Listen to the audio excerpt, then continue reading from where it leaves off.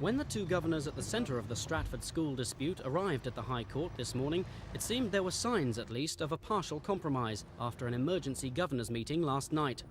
Inside the court, undertakings were offered on behalf of the governing body and its staffing subcommittee not to proceed with disciplinary hearings against head teacher Anne Snelling for the moment. On that basis, Mr Justice Ferris granted an interim order maintaining the status quo until a full hearing of the issues. The head teachers' union expressed its satisfaction at the outcome, but said the affair was far from over. We will continue with this action. We plan to issue proceedings for defamation against Mr Scheider and Mr Singh shortly, and clearly we will be defending very vigorously indeed this summons for assault which Mr Scheider has brought against Mrs Snelling, and that's due for hearing next week. At a press conference this afternoon, the governor's spokesman said they would postpone that assault charge in a spirit of reconciliation. But then he issued a new ultimatum to the Education Secretary.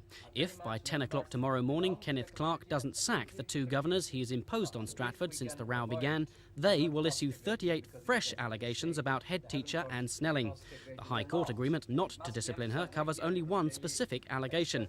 This fresh list would be another matter altogether.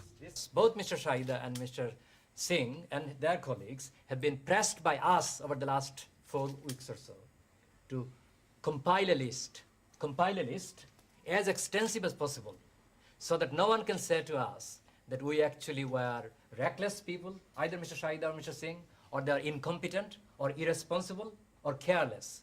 And the compilation of that list has been completed, and we shall actually release those, and that will, once we release those, we cannot take them back. No defamation or libel suit is going to take them back.